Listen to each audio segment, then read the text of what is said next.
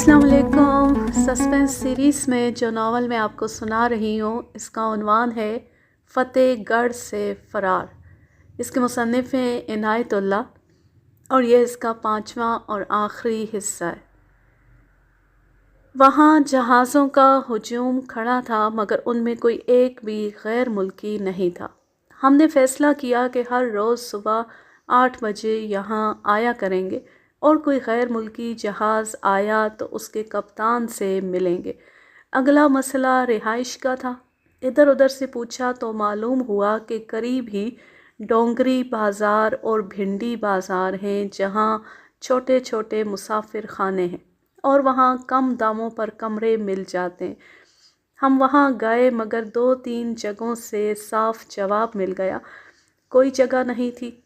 आखिर इस्माइलिया लॉज नाम के एक मुसाफिर खाने में बड़ी मुश्किल से एक कमरा मिला।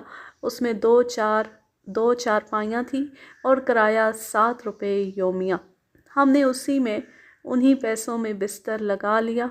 उन कमरों के साथ गुसल खाने नहीं थे। कोने में पानी का एक ड्रम पड़ा था, यही गुसल खाना था। कमरे में एक बल्ब और एक पंखा भी था और बेरा भी आता जाता था। किसी चीज़ की ज़रूरत हो तो बेरे को कमीशन देकर मंगवाई जा सकती थी।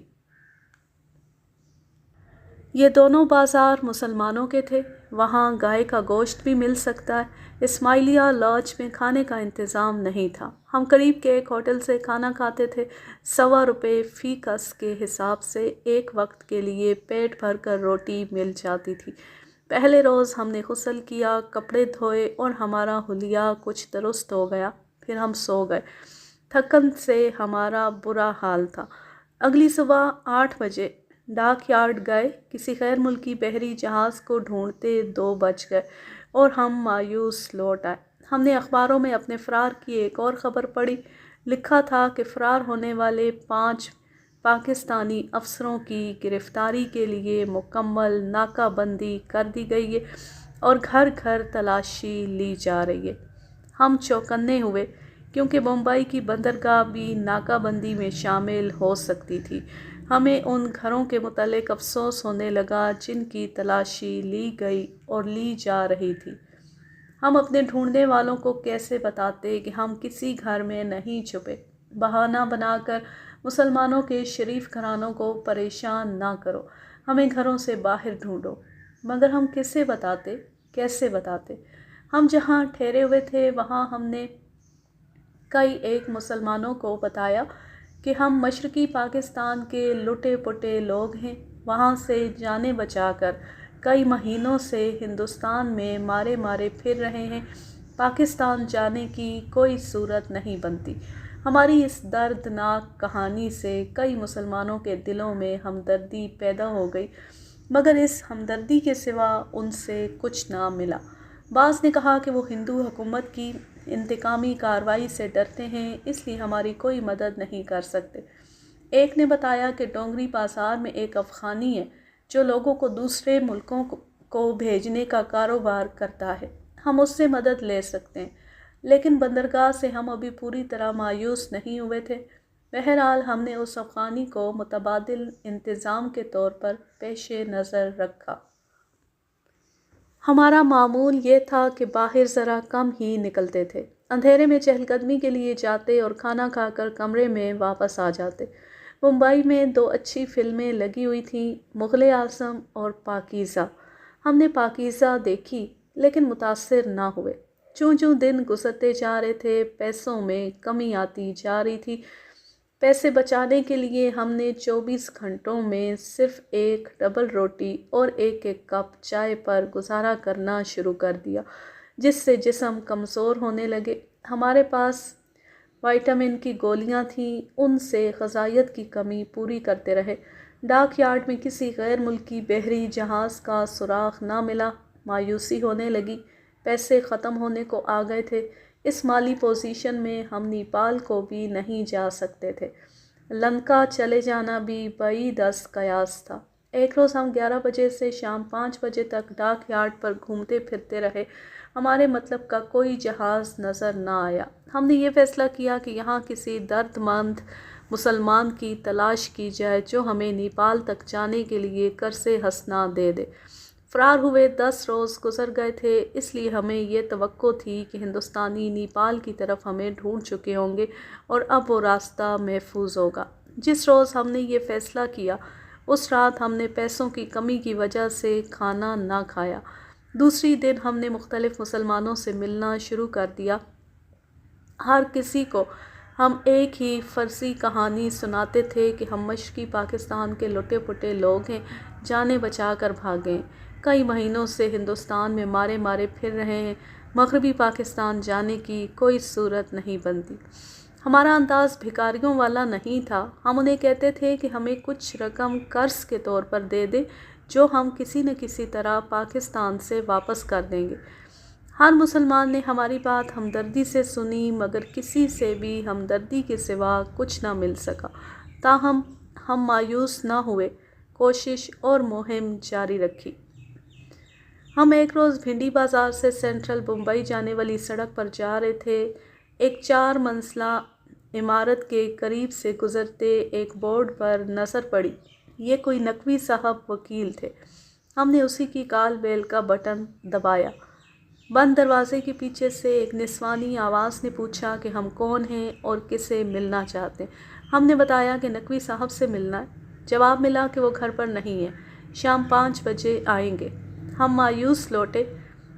یہ گھر بالائی منزل پر تھا۔ ہم نیچے آئے تو ایک کمرے کے دروازے پر ایک تختی نظر آئی، یہ کوئی تقوی صاحب تھے، نام سے مسلمان تھے۔ میں نے میجر طارق سے کہا چلو یار، نقوی نہ صحیح تقوی ہی صحیح، اور میں نے گھنٹی کا بٹن دبا دیا۔ دروازہ کھلا اور ایک ادھیڑ عمر آدمی باہر آیا۔ سلام دعا کے بعد وہ ہمیں اندر لے گیا اور ڈرائنگ روم میں بٹھا کر کہا فرمائیے، میں آپ کی کیا خدمت کر سکتا ہوں؟ ہم نے اسے اپنی فرضی کہانی سنا کر مدعا بیان کیا۔ اس نے کہا 2 مہینے پہلے تک میں واہگہ بارڈر پر تھا، پھر میری تبدیلی بمبئی کر دی گئی، یہاں سے میں آپ کی کوئی مدد نہیں کر سکتا۔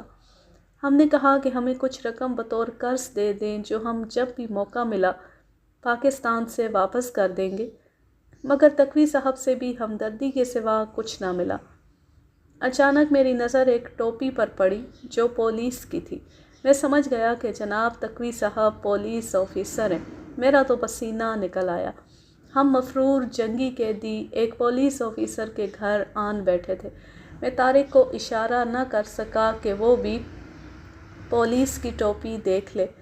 میں نے تقوی صاحب کی بات ختم ہوتی جانے کی اجازت چاہی مگر اس نے اصرار کیا کہ ہم چائے پی کر جائیں۔ میں نے پرزور الفاظ میں اس کا شکریہ ادا کیا اور اجازت مانگی مگر اس کی ضد اور اصرار نے اٹھنے نہ دیا۔ مجھے یہی ایک خطرہ نظر آ رہا تھا کہ وہ ہمیں چائے کے بہانے بٹھائے رکھے گا اور پولیس کو بلا کر ہمیں گرفتار کرا دے گا۔ وہ اندر چلا گیا۔ میں نے طارق کو پولیس کی ٹوپی دکھائی تو ان کی بھی حالت بگڑ گئی۔ ہم ہوشیار اور بوقت ضرورت بھاگنے کے لیے تیار ہو گئے، کان دروازوں کی طرف لگا دیے۔ مسٹر تقوی واپس آ گئے اور نہایت دلچسپ باتیں شروع کر دیں۔ پھر چائے آ گئی۔ ہمیں چائے کی ضرورت تو تھی مگر اس کے ساتھ کوئی دلچسپی نہیں تھی۔ ہم ذرا جلدی وہاں سے نکلنے میں دلچسپی رکھتے تھے۔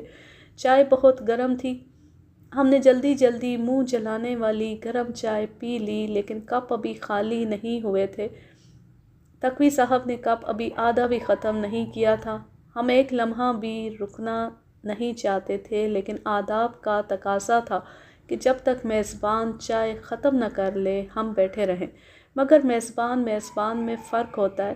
میں نے سوچا کہ ہم محفل کے آداب کے پابند رہے تو کہیں ایسا نہ ہو کہ مسٹر تقوی پولیس کے آداب دکھا جائیں۔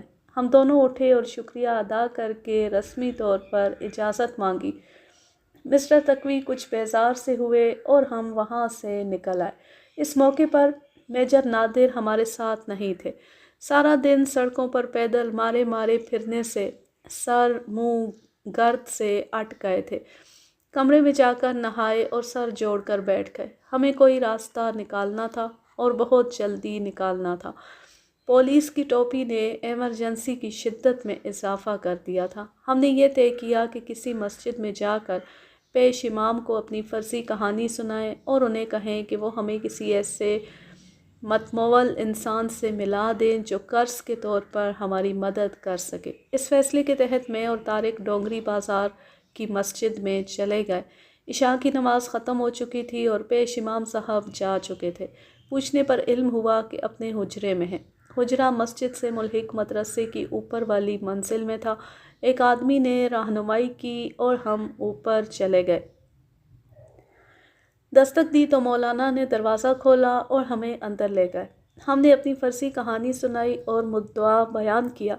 انہوں نے ہمدردی کا اظہار کرتے ہوئے کہا کہ ان کی مالی حیثیت ایسی نہیں کہ ہماری مدد کر سکے۔ انداز بتا رہا تھا کہ وہ متاثر ہوئے ہیں اور کچھ نہ کچھ کریں گے ضرور۔ انہوں نے کہا کہ ہم کل فجر کی نماز کے وقت مسجد میں آ جائیں۔ وہ کوشش کریں گے کہ ہمارا مسئلہ حل ہو جائے۔ مسئلہ حل ہوتا نہ ہوتا، لیکن مولانا کا سلوک اور گفتگو اتنی پیاری تھی کہ ہمارے دلوں سے مایوسی کی تلخی کم ہو گئی۔ ہم اپنے کمرے میں گئے اور اللہ کے سہارے سو گئے۔ میں اور طارق فجر کی نماز کے وقت مسجد میں گئے، باجماعت نماز پڑھی۔ نماز کے بعد پیش امام نے درس قرآن شروع کر دیا۔ انہوں نے جس موضوع کا انتخاب کیا، اس سے ہم نے محسوس کیا کہ وہ ہماری کہانی اور ہماری مشکل سے متاثر ہے۔ ان کا موضوع تھا مسلمانوں کی اخوت اور قابل امداد مسافروں کی مدد کرنا۔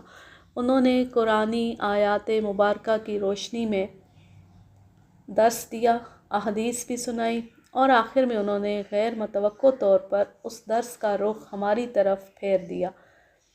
ہم دونوں کی طرف اشارہ کر کے سامعین سے کہنے لگے کہ ہمارے یہ دو بھائی مشرقی پاکستان میں اپنا سب کچھ لٹا آئے ہیں۔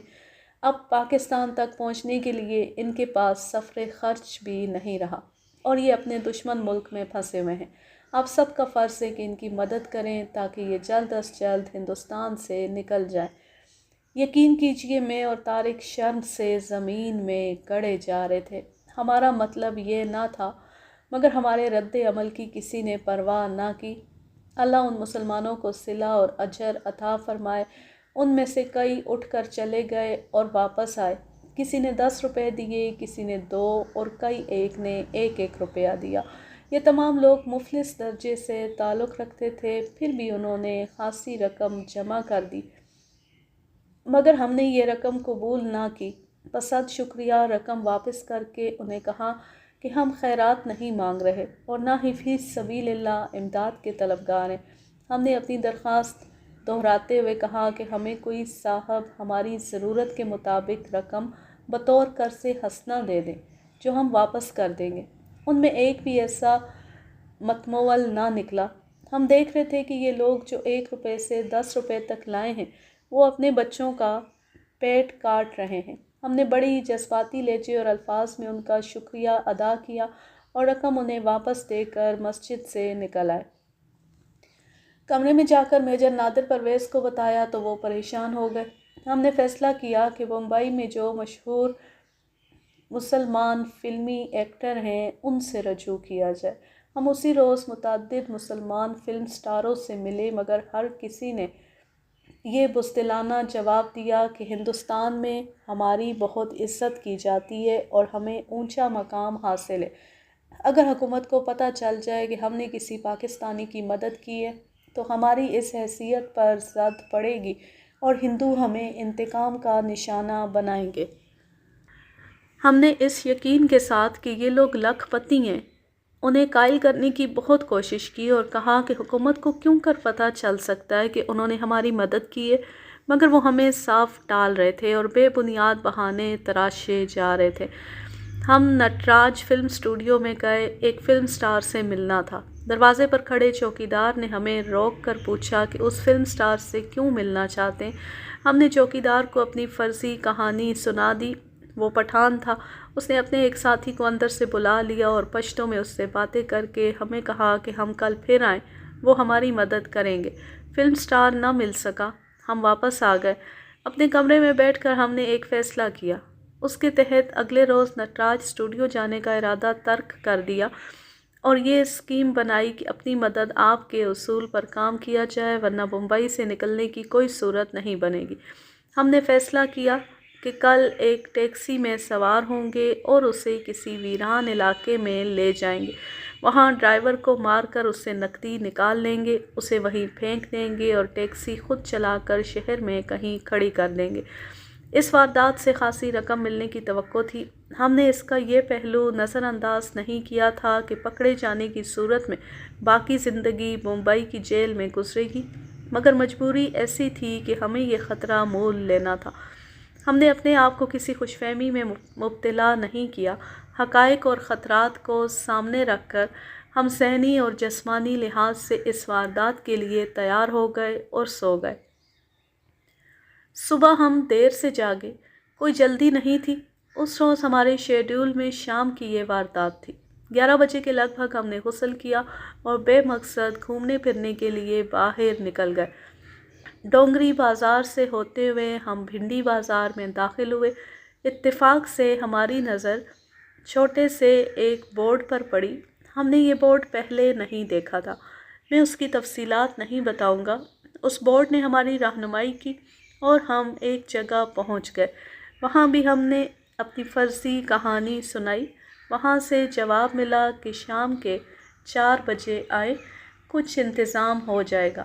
مایوسی کے عالم میں شام 4 بجے وہاں گئے تو یہ معلوم کر کے ہمیں یقین نہ آیا کہ ہمارے لیے رقم کا انتظام کر دیا گیا ہے۔ رقم ہمیں دے بھی دی گئی، جو ہم نے رقت آمیز شکریہ کے ساتھ لے لی۔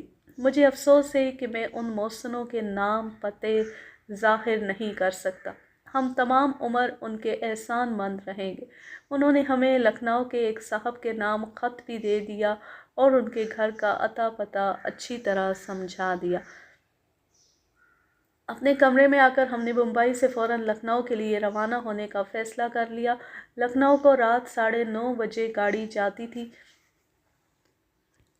ہم رات اس گاڑی میں بیٹھے اور گاڑی چل پڑی۔ ہم ادھر کو ہی جا رہے تھے جدھر سے فرار ہو کر آئے تھے۔ پکڑے جانے کا خطرہ بدستور سر پر منڈلا رہا تھا۔ کوئی بھی ہمیں اتفاقیہ غور سے دیکھ لے تو ہم اسے CID یا ملٹری انٹیلیجنس کا آدمی سمجھ لیتے تھے، لیکن ہم کسی مشکوک رد عمل کا اظہار نہیں کرتے تھے۔ اللہ کو قدم قدم پر یاد کرتے تھے۔ اب ہم 2 طرح کی خوشی سے سرشار تھے۔ ایک یہ کہ بمبئی سے نکل آئے اور سوئے منزل جا رہے تھے، دوسرے یہ کہ بمبئی کا کوئی ٹیکسی ڈرائیور ہمارے ہاتھ سے بچ گیا تھا۔ فاصلے پریشان کن تھے۔ لکھنؤ بہت دور تھا۔ گاڑی اچھی رفتار سے جا رہی تھی، مگر ہم محسوس کرتے تھے جیسے چیونٹی کی چال چل رہی ہو۔ خدا خدا کر کے 29 ستمبر سن 1972 کی صبح 9 بجے کے کچھ بعد گاڑی لکھنؤ کے قریب پہنچی۔ سگنل نیچے نہ ہونے کی وجہ سے مسافاتی اسٹیشن چہار باغ سے باہر رک گئی۔ ہم وہیں اتر گئے، تھوڑی دور پیدل چلے اور پھر ایک رکشے میں سوار ہوئے۔ اسے ایڈریس بتایا تو رکشے والے نے کل 10 منٹ میں پہنچا دیا۔ جن صاحب کے نام خط تھا ان کا گھر تلاش کرنے میں کوئی دقت نہ ہوئی۔ وہ گھر مل گئے۔ خط دیا تو انہوں نے پڑھ کر یقین دلایا کہ وہ پوری مدد کریں گے۔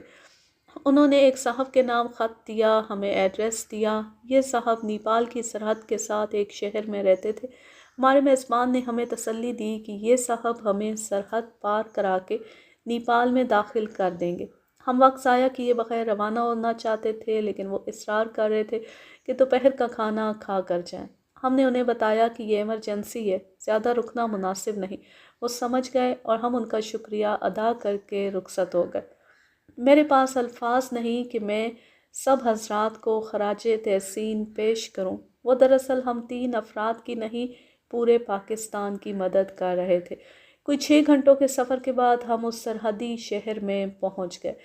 یہاں بھی ہمیں اس ایڈریس پر پہنچنے میں دیر نہیں لگی جو ہمیں دیا گیا تھا۔ جب ہم نے ان کے دروازے پر دستک دی، اس وقت سورج غروب ہو رہا تھا۔ 10-11 سال کی عمر کا ایک بچہ باہر آیا۔ اس نے ہم سے پوچھا کہ ہم کون ہیں اور کہاں سے آئے ہیں۔ ہم نے اسے بتایا کہ ابا حضور سے کہو کہ بمبئی سے مہمان آئے ہیں۔ بچہ اندر گیا اور ایک بزرگ دروازے پر آئے۔ 3 اجنبیوں کو اپنے دروازے پر کھڑے دیکھا تو بولے، فرمائیے۔ ہم نے کہا اگر اندر آنے کی اجازت ہو تو تفصیلی بات کریں گے۔ انہوں نے آئیے بسم اللہ کہہ کر ہمیں اندر چلنے کو کہا۔ ہم ان کے ڈرائنگ روم میں بیٹھے اپنی فرضی کہانی سنا ڈالی۔ بڑے میاں نے ہماری کہانی بہت غور سے سنی اور کہا مجھے آپ کی مدد کرنی چاہیے۔ وہ خط بھی پڑھ چکے تھے جو ہم نے انہیں دیا تھا۔ اتنے میں ان کا بڑا بیٹا آ گیا۔ تعارف ہوا۔ باپ بیٹا اندر چلے گئے۔ ہم کچھ خدشہ محسوس کرنے لگے۔ یہ میں نے خاص طور پر دیکھا تھا کہ بڑے میاں ہمیں ضرورت سے زیادہ ہی اوپر تلے سے دیکھ رہے تھے۔ ان کا باوقار چہرہ اور ان کی آنکھیں بتا رہی تھی کہ وہ معمولی سی نظروں والے انسان نہیں۔ دنیا کو غور سے دیکھا اور انسانوں کو پڑھا ہے۔ وہ اپنے بیٹے کے ساتھ اندر گئے تو ہم نے ایک دوسرے کی طرف دیکھا۔ دال میں کچھ کالا تھا۔ کچھ دیر بعد بڑا بیٹا ہمارے پاس آیا اور ہمیں اندر چلنے کو کہا۔ اس کے انداز سے ہم کچھ نہ سمجھ سکے۔ یہ فیصلہ کرنا بھی مشکل تھا کہ اندر جائیں یا باہر نکل جائیں۔ ہم اس کے ساتھ اندر چلے گئے۔ اس کمرے میں صوفہ سیٹ پڑا تھا اور چائے کچھ لوازمات کے ساتھ رکھی تھی۔ نمکین اشیاء کے ساتھ میٹھی اشیاء بھی تھی۔ اور وہاں اب بڑے میاں کے ایک بیٹے کی بجائے 4 بیٹے تھے۔ سب اچھی طرح ملے اور ہمارے ساتھ چائے پر بیٹھ گئے، مگر بڑے میاں ہم سے 10 گز دور ایک صوفے پر بیٹھے رہے۔ میں نے انہیں 2-4 بار دیکھا تو میرے دل میں جو شک تھا وہ پختہ ہونے لگا۔ وہ صاحب کسی گہری سوچ میں کھوئے ہوئے تھے۔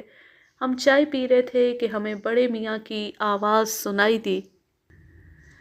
Gentlemen, I am quite certain that you are out of those prisoners of war who have escaped from some of the camps very recently. حضرات مجھے بالکل یقین ہے کہ آپ ان جنگی قیدیوں میں سے ہیں جو حال ہی میں کسی قیدی کیمپ سے فرار ہوئے۔ میرے منہ میں چائے کا جو گھونٹ گیا تھا وہ برف کا ٹکڑا بن کر حلق میں اٹک گیا۔ نادر اور طارق کی کیفیت بھی یہی ہو گئی۔ ہم ایک دوسرے کی طرف دیکھنے سے گھبرانے لگے۔ کمرے میں ایسا سکوت طاری ہو گیا کہ مجھے اپنے دل کی دھڑکنیں سنائی دینے لگی۔ ہماری اتنی محنت اور جان لیوا تگ و دو ایک مسلمان کے گھر آ کر تباہ و برباد ہو گئی تھی۔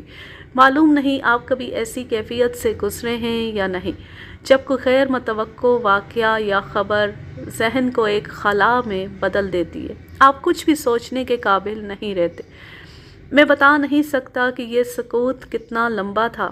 ہو سکتا ہے نصف یا پون منٹ کا ہو، لیکن مجھے محسوس ہو رہا تھا جیسے یہ کائنات ابد سے خاموش ہے اور ازل تک خاموش رہے گی۔ بڑے میاں نے اس سکوت کو ان الفاظ سے توڑا: Even then, I have decided to help you. اس کے باوجود میں فیصلہ کر چکا ہوں کہ آپ کی مدد کروں گا۔ کائنات ایک بار پھر حرکت میں آ گئی۔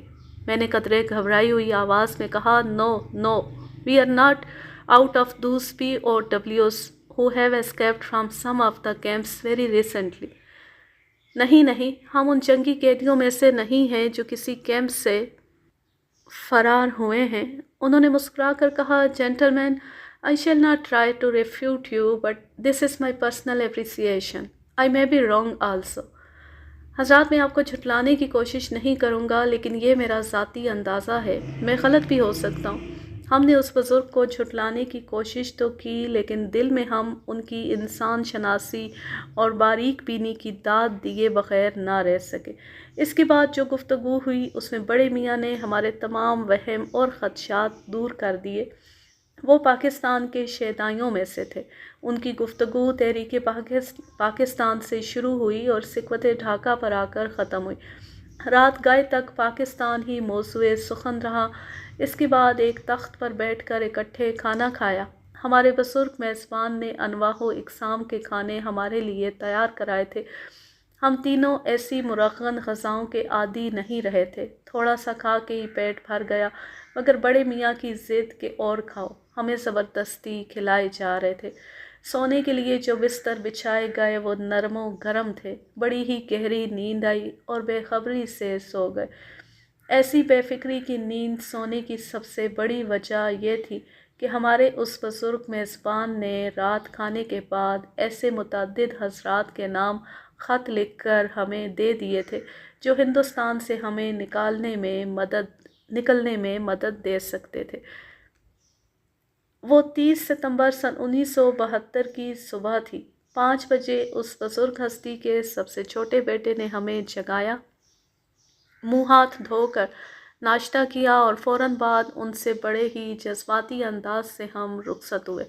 उनका छोटा बेटा कुछ दूर तक हमारे साथ आया। 11 बजे के बाद हम नेपाल की सरहद के करीब बड़े मियाँ के बताए हुए एड्रेस पर पहुंच गए। वो साहब मिले तो यूँ मालूम होता था जैसे वो हमसे बिछड़े हुए मिले हैं। वो और वहाँ के और मुसलमान भी पाकिस्तान के नाम पर फ़िदा हो जाते थे। पाकिस्तान से ऐसी अकीदत शायद पाकिस्तानियों को भी ना हो। दोपहर का खाना उसी गांव में खाया और खाने के बाद एक दिलचस्प वाक़या हो गया। हुआ यूँ कि खाने के बाद तश्तरी में पान पेश किए गए। मेजर नादिर और मेजर तारिक पान पसंद नहीं करते थे, लिहाजा उन्होंने शुक्रिया अदा किया। मैंने पान मुंह में डाल लिया और साथ ही तंबाकू को खुशबू समझकर मुंह में डाल लिया। चबाया तो हलक में खिंचाव सा महसूस हुआ। मैं समझा कथा या चूना ठीक नहीं, इसलिए बर्दाश्त किया, मगर तंबाकू हलक से उतर कर नीचे गया तो पेट में आग सी लग गई। मैंने बाहर जाकर पान मुंह से उगल दिया, मगर तकलीफ़ कम ना हुई। मेरे चेहरे के तासुरात और बेचैनी से हमारे मेज़बान भांप गए। उन्होंने फ़ौरन ही मीठा दही मंगवाया जो मुझे दिया गया। कि पेट में गया तो कुछ चैन आया। मुझे और दही दिया गया, उससे तबीयत बहाल हो गई। मेज़बान जान गए थे कि मैं गलती से तंबाकू खा गया हूँ। इसके बाद हम सो गए। सारी दोपहर गहरी नींद सोए रहे। मेज़बान ने हमें जगाया तो सूरज ग़ुरूब होने वाला था। हम जल्दी से उठे और फ़रार के आखिरी मरहले के लिए तैयार हो गए। यहाँ ये बताना ज़रूरी है कि हिंदुस्तान और नेपाल की सरहद आज़ाद है। इधर उधर जाने के लिए पासपोर्ट और वीज़े की ज़रूरत नहीं। कस्टम चौकी मौजूद है जहाँ स्मगलिंग की रोकथाम के लिए सामान की चेकिंग होती है। उस चौकी पर किसी भी आदमी को रोका जा सकता है। यही एक ख़तरा था कि हम चौकी के सामने से नहीं गुजरना चाहते थे। हो सकता था कि हमारी तस्वीरें वहाँ पहुँच चुकी हों या हमें रोकने के लिए वहाँ कोई बैठा हो। इस ख़तरे से बचने के लिए हमारे मेज़बान ने किसी और जगह से हमें सरहद पार करने का इंतज़ाम कर दिया। उन्होंने हमें एक गाइड दे दिया जो इस काम का माहिर था। वो हमें चौकी से कुछ दूर ले गया और सरहद पार करा दी। अब हम हिंदुस्तान से आज़ाद थे। आप हमारी मसरत का अंदाज़ा नहीं कर सकते और आप हमारे उन जज्बात का भी अंदाज़ा नहीं कर सकते जो उन तमाम मुसलमान मोहसिनों को याद करके उमड़ आए जिन्होंने हमें उस जहन्नुम से निकलने में मदद दी थी। ये जज्बात आंसू बनकर आंखों में आ गए। हमने दिल ही दिल में उनका भी शुक्रिया अदा किया जिन्होंने हमदर्दी का इजहार किया था। वो मजबूर थे, हमारी माली मुआवनत करने के काबिल नहीं थे, लेकिन उनकी हमदर्दियों ने हमें जो रूहानी सहारा दिया वो बहुत कीमती था। रिहाई की मुसर्रत ने हमें पागलपन की हद तक पहुंचा दिया। आप भी हमें पागल कहेंगे या हमारी वो हरकतें कम अज़ कम नापसंद ज़रूर करेंगे जो हमने नेपाल में दाखिल होकर की। हमने हिंदुस्तान की तरफ मुंह करके पेशाब किया, नफ़रत से थूका और कुछ और बेहुदा हरकतें की। हमें अपने ऊपर काबू ना रहा था। ये नफ़रत की इंतहा और खुशी के जज्बात की शिद्दत थी। मैं आज अपनी उन हरकतों को याद करता हूँ तो अपने आप में शर्मसार सा हो जाता हूँ। उन बेहुदा हरकतों से फ़तह की खुशी मनाकर हम नेपाल के एक कस्बे में जा पहुँचे। नेपाल और हिंदुस्तान की इस सरहद के साथ दोनों तरफ मुसलमान बाशिंदों की अक्सरियत है और वो बहुत ही अच्छे लोग हैं। हमारे पास लखनऊ वाले बुज़ुर्ग मोहसिन का दिया हुआ एक ख़त था जो उस कस्बे में एक साहब को देना था। हम दिए हुए एड्रेस के मुताबिक उन तक पहुंच गए। वो नेपाल के मतमवल मुसलमानों में से हैं। हमने उन्हें ख़त दिया तो पढ़कर वो बहुत ही खुश हुए। वो तो पाकिस्तान के आशिक थे, यहाँ तक कि हिंदुस्तान में उनका दाखिला ममनू है क्योंकि उन्हें पाकिस्तान का एजेंट समझा जाता है। हमें मालूम नहीं कि वो पाकिस्तान के एजेंट हैं या नहीं। अलबत्ता पाकिस्तान के ऐसे शहदाई हैं कि उन पर पाकिस्तान का एजेंट होने का शक किया जा सकता है। खाने के बाद मेरा जिस्म अकड़ने लगा और जिस्म के अंदर चिंटियाँ रेंगती महसूस हुई। थोड़ी देर बाद हल्का हल्का बुखार हो गया। ہمارے میزبان کو پتہ چلا تو اس نے اپنے نوکر کو بھیج کر دوائی منگوا لی۔ یہ علاقہ پسماندہ ہے، وہاں سے کھٹمنڈو تک کوئی سواری نہیں ملتی اور کوئی باقاعدہ سڑک بھی نہیں۔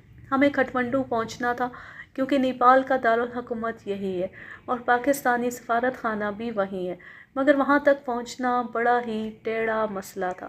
ہمیں پہلے بھیروا جانا تھا، وہاں سے کھٹمنڈو تک چھوٹے طیارے سے جانا تھا۔ ہم جہاں رکے ہوئے تھے وہاں سے بھیروا 70 میل دور ہے اور سواری ناپید۔ ہمارے میزبان نے پیشکش کی کہ ہم 3-4 روز انتظار کریں تو وہ ہاتھی کا انتظام کر دیں گے، لیکن ہم ان کے لیے زحمت کا باعث نہیں بننا چاہتے تھے۔ ہم نے بھیروا تک کا سفر 70 میل پیدل طے کرنے کا فیصلہ کر لیا۔ ہمارے پاس جو ہندوستانی روپے بچ گئے تھے وہ نیپالی کرنسی سے تبدیل کرائے۔ اس طرح ہمارے پاس 76 نیپالی روپے ہو گئے۔ 1 اکتوبر سن 1972 کی صبح، رات کی پرسکون نیند کے بعد آنکھ کھلی تو دھوپ چمک رہی تھی۔ ناشتے وغیرہ سے فارغ ہو کر ہم سفر کے لیے تیار ہو گئے۔ ہمارے میزبان نے ہمیں راستے کے لیے چند ایک چیزیں دے دیں اور ہم جذبات کے غلبے میں جدا ہوئے۔ وہاں کوئی سڑک یا راستہ نہیں تھا، ہم دھان کے کھیتوں کی پگڈنڈیوں پر چلے جا رہے تھے۔ کچھ دور گئے تو ایک نیپالی نوجوان ہم سے آ ملا۔ تعارف ہوا تو ہم نے اسے بتایا کہ ہم سیاح ہیں اور نیپال کے دیہاتی علاقے دیکھتے پھر رہے ہیں۔ وہ ہمیں گھل مل گیا اور کچھ دور تک ہمارے ساتھ گیا۔ اس کا گاؤں آ گیا۔ اس نے ہمیں اپنے گاؤں چلنے کی دعوت دی، لیکن ہم رکنا نہیں چاہتے تھے۔ اس کا شکریہ ادا کر کے چلتے گئے۔ ہمارے سامنے بڑی لمبی مسافت تھی، بہت دور تک نکل گئے، کوئی اور گاؤں نظر نہ آیا۔ پیاس سے حلق میں کانٹے چبھنے لگے، پانی کا نام و نشان نہ تھا، نہ کوئی گاؤں نظر آتا تھا۔ آخر ایک گاؤں دکھائی دیا، وہاں گئے تو کوئی انسان نظر نہ آیا۔ میں نے ایک جھونپڑے کے اندر جھانکا تو اندر سے ایک نوجوان لڑکی نکلی اور بھاگ گئی۔ وہ ہم سے ڈر گئی تھی۔ مان بعد ایک ادھیڑ عمر عورت آ گئی۔ میں نے اسے اشارے سے بتایا کہ پانی پئیں گے۔ اس نے پانی پلا دیا۔ لڑکی واپس آ گئی اور ہمارے پاس کھڑی ہو گئی۔ ہم پھر چل پڑے۔ دن بھر کی پا پیادہ مسافت ہمیں ایک قصبے میں لے گئی جو تحصیل ہیڈ کوارٹر بھی ہے۔ سورج غروب ہو رہا تھا۔ ہم نے ایک ہوٹل سے دودھ اور جلیبیاں کھائیں۔ رات گزارنے کا مسئلہ اس طرح حل کیا کہ چھوٹی سی ایک مسجد میں چلے گئے اور پیش امام کو بتایا کہ ہم پاکستان کے مسافر ہیں اور رات مسجد میں گزارنا چاہتے ہیں۔ انہوں نے خندہ پیشانی سے اجازت دے دی۔ ہم نے غسل کیا، عشاء کی نماز پڑھی اور اس کے بعد کھانا جو آنا شروع ہوا تو ختم ہونے میں نہیں آتا تھا۔ نہ جانے کتنے مسلمان بھائی گھروں سے کھانا لے آئے، اس میں سے ہم 1/4 بھی نہ کھا سکے۔ لوگ ہمارے ارد گرد جمع ہو گئے اور پاکستان کی باتیں پوچھنے لگے۔ وہ ہماری سنتے رہے اور اپنی سناتے رہے۔ مسجد سے ملحق مدرسہ تھا، اس کے برآمدے میں ہمارے لیے ایک بڑے تخت پر گدے بچھا دیے گئے اور جب ہمارے تمام میزبان رخصت ہو گئے تو ہم سو گئے۔ اس پراسرار اور صبر آزما سفر کے دوران جس چیز نے ہمیں سب سے زیادہ متاثر کیا وہ اسلام کا جذبہ اخوت تھا۔ لکھنؤ کا کوئی متمول اور تہذیب یافتہ ملا یا نیپال کے پسماندہ علاقے کا نادار مسلمان، مسجد کا پیش امام ملا یا سائیکل رکشہ چلانے والا نوجوان، ہم نے سب میں ایک ہی جذبہ دیکھا، اخوت اور ایثار میں سب ایک جیسے تھے۔ یہ اسلام کی عظمت ہے۔ فجر کی نماز کے بعد ہم اپنے ان محسنوں اور میزبانوں سے رخصت ہوئے اور سفر کے اگلے مرحلے میں داخل ہو گئے۔ سارا دن چلتے رہے، تھکن نے توڑ دیا۔ شام ہونے کو تھی جب ہمیں ایک گاؤں کی مسجد نظر آنے لگی۔ ہم سیدھے مسجد میں گئے۔ وہاں ایک آدمی سے ملاقات ہوئی، اسے بتایا کہ ہم رات مسجد میں گزارنا چاہتے ہیں تو وہ پیش امام کو بلا لایا۔ ان کے ساتھ گاؤں کے بڑے زمیندار کی یہ اطلاع بھی آ گئی کہ ہم رات کا کھانا اس کے گھر کھائیں۔ یہ رات بھی نہایت اچھی گزر گئی۔ 3 اکتوبر سن 1972 کی صبح ہم بھیروا کی جانب روانہ ہوئے۔ راستے میں مہاتما بدھ کے دور کے مندر دیکھے اور اندر جا کر پرانی تحریریں اور مہاتما بدھ کی مورتیاں دیکھیں اور آگے چل پڑے۔ وہاں پتہ چلا کہ بھیروا صرف 10-12 میل دور رہ گیا۔ اس خبر نے ساری تھکن دور کر دی۔ 10-12 मील कोई फासला ही नहीं था। चाय की छोटी सी एक दुकान नज़र आई जिसकी मालिका एक औरत थी। उससे चाय लेकर पी, देखा कि वहाँ हलवा पड़ा था, वो भी लेके खाया। इस दौरान एक नौजवान मिला, उसे भी हमने बताया कि हम स्याह हैं और भेरवा जा रहे हैं, वहाँ से काठमांडू जाएंगे। उसने बताया कि रास्ते में आखिरी दरिया रह गया। ये दरअसल दरिया नहीं, वसी नाला था। इससे पहले भी हमने चंद एक नदी नाले अबूर किए थे। उस दरिया पर पहुँचे तो वहाँ बहुत रौनक देखी। उसके एक किनारे पर गांव था, वहाँ के बच्चे, जवान, मर्द और औरतें दरिया में नहा रही थी। कुछ औरतें कपड़े धो रही थी। हमने ज़रा परे जाकर कपड़े उतारे और उन्हें धोकर सूखने के लिए डाल दिया। शेव की और दरिया में नहाए। हमने पजामे हैंड बैग में रख लिए और कॉटन की वो पतलूनें पहन लीं जो दिल्ली में ख़रीदी थी। तकरीबन 2 बजे दरिया पार करके भेरवा को रवाना हुए। शाम से बहुत पहले हमें भेरवा की इमारतें नज़र आने लगी। सबसे पहले जो इमारत नज़र आई वो हवाई अड्डे की थी। फैक्ट्रियों की चिमनियाँ भी नज़र आने लगी थी। हम चलते गए और शहर में दाखिल हुए। सूरज ग़ुरूब हो रहा था। हम एक मस्जिद में चले गए और पेश इमाम से अपना तारुफ करा के रात मस्जिद में रहने की इजाज़त मांगी। उन्होंने खुलूस और मसरत से इजाज़त दे दी। मस्जिद में कई नमाजी आ चुके थे। नमाज से फारिग हुए तो उनमें से हर एक हमें खाने के लिए अपने घर ले जाने की कोशिश करने लगा। आखिर उन्होंने हमें तकसीम कर लिया। 3 आदमी हम तीनों को अलग अलग करके अपने अपने घरों को ले गए। हमें यूँ तकसीम करने की एक वजह ये भी थी कि वो लोग बहुत गरीब थे। उनमें से कोई भी 3 मेहमानों को खाना खिलाने के काबिल नहीं था।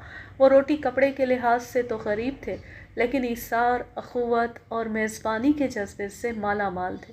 हमारे लिए ये अहम नहीं था कि उन्होंने हमें क्या खिलाया, बल्कि ये कि किस तरह खिलाया, यही उनकी अज़मत थी। हिंदुस्तान के आखिरी कस्बे में हमें मुरक्खन खाने खिलाए गए थे, मगर जो लुत्फ़ भेरवा के मुसलमानों के निहायत सादा खाने में मिला वो रूह में उतर गया। इशा की नमाज के बाद हम मस्जिद में ही सोए, मगर मच्छरों ने ऐसी यलगार की कि सोना हराम हो गया। चादरें ओढ़ने के बावजूद मच्छरों ने पीछा ना छोड़ा। हम बाहर जा लेटे तो वहाँ भी मच्छर आ गए।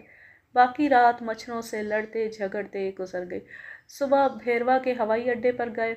काठमांडू तक हवाई जहाज़ का किराया मालूम किया तो बताया गया 117 रुपये फ़ी कस।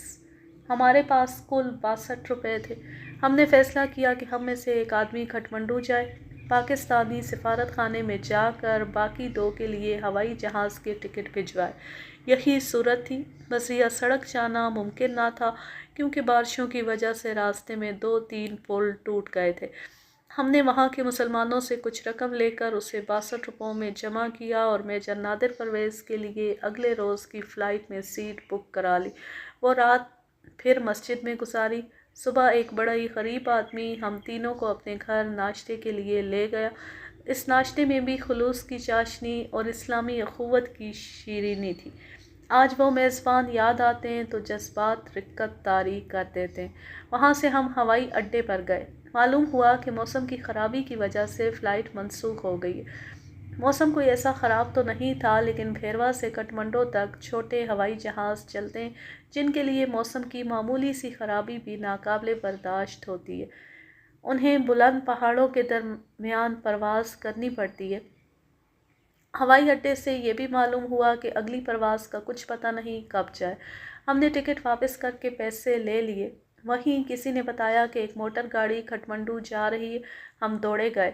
वाकई एक गाड़ी जा रही थी। हमने मेजर नादिर को उसमें सवार करके रुखसत कर दिया और शहर जाकर दोपहर का खाना खाया।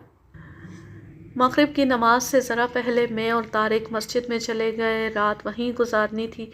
मगरिब की नमाज के बाद एक मुसलमान खाने के लिए हमें अपने घर ले गया।